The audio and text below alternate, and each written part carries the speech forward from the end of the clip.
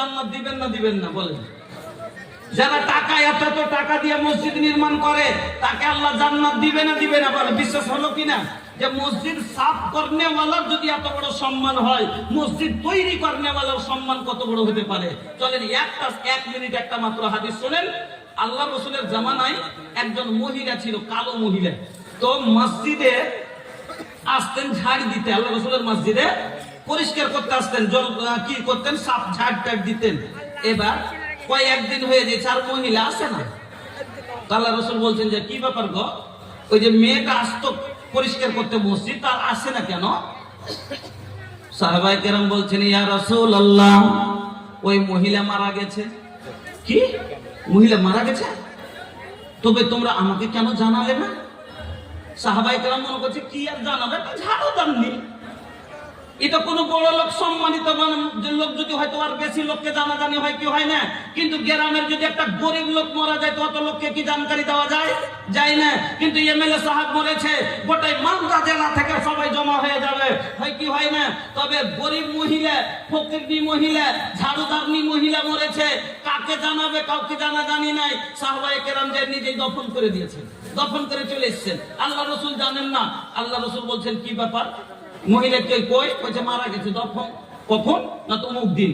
তো দফন কখন? কইছে আমরা হয়ে গেছে, করে দিয়েছি। আল্লাহর নবী বলছেন চলো ওই মহিলার কবরের কাছে আমাকে নিয়ে চলো, ওই মহিলার কবরের কাছে আমি যাব।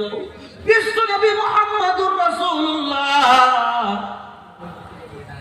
এ ভাইয়া, আরে হিনে বাহুতে যাবে খালি বাহু। আপনি এদিকে অনেক জায়গা ফাঁকা আছে, আপনারা চলে আসেন, এদিকে আসেন, এই সাইড দিয়ে চলে আসেন, আমার আগে দিয়ে চলে আসেন, চলে আসেন ভাই, আল্লাহর ওয়াস্তে চলে আসেন, মসজিদের জন্য আল্লাহর ওয়াস্তে দ্বীনের খাতিরে আপনারা চলে আসেন। তো বলছিলাম কি যে এই মহিলা আল্লাহ রাসূল প্রথম মহিলা যাকে দফন যাওয়ার পরে যার কবরের কাছে গিয়ে আমার নবী তার জন্য জানাজার নামাজ পড়েছেন। পড়েন আলহামদুলিল্লাহ। বলেন, চিন্তা করেন যে একজন ঝাড়ুদারনি, তার জন্য নবী কতটা ফজিলত যে তাকে দফন দেওয়ার পরে তার কবরকে যাওয়ার পরে নবী যে জানাজার নামাজ পড়েছেন। পড়েন আলহামদুলিল্লাহ। এত বড় হলো মসজিদ নির্মাণকারীর সওয়াব, মসজিদ পরিষ্কারকারীর কত বড় শান, কত ইজ্জত। মা বোন আপনারাকে বলছি, আপনারা চেপে চেপে বসুন, বারবার রিকোয়েস্ট করছি চেপে চেপে বসুন। একটা মসজিদের ঝাড়ুদারনি যারা মসজিদ পরিষ্কার করে তার কত বড় সম্মান বুঝতে পারলেন যে যার জন্য নবী দুবার দাফন দেওয়ার পরে যায় তার কাছে জানাজার নামাজ পড়েছেন। আল্লাহু আকবার। এত বড় সম্মান হলো মসজিদে যারা ঝাড় দেয় তার। তাহলে মসজিদ নির্মাণকারীর সম্মান কত বড় হতে পারে আল্লাহর কাছে। এই জন্য আল্লাহ খুশি হয়ে কি করবেন? জান্নাতে ঘর তৈরি করবেন। তুই একটা কুড়ের সমান মসজিদ, একটা খড়ের মসজিদ, ইটের মসজিদ, মাটির মসজিদ যত শক্তি নির্মাণ করতে পারলে আমার আল্লাহ করবেন কি?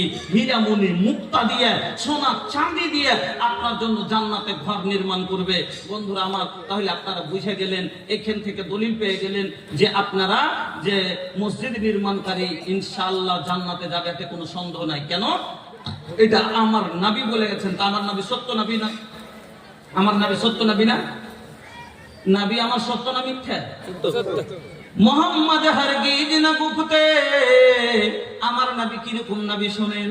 মোহাম্মদ হার কবি বলছে, ফারসি কবি বলছে, মোহাম্মদ হারগিজ না গুফতে কানা গুফতে জিবরিল, জিবরিল হারগিজ না গুফতে কানা গুফতে কিরদেগার।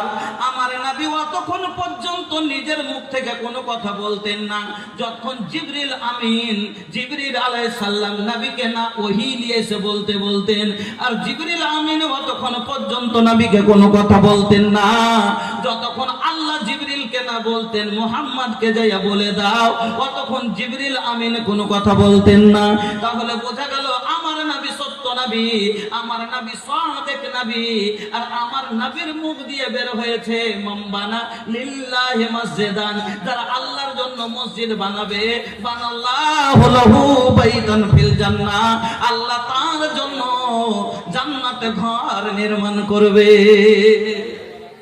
100% গ্যারান্টি, কারণ আমার নবী সত্য নবী, আর আমার নবীর মুখ দিয়ে বেরিয়েছে মানে এটা সুসংবাদ আপনার জন্য যে তোরা জান্নাত নিয়ে এলে দুনিয়াতে মসজিদ নির্মাণ কর, জান্নাতে নিয়ে এলে। এজন্য ভাই আল্লাহর ঘর নির্মাণ করেন।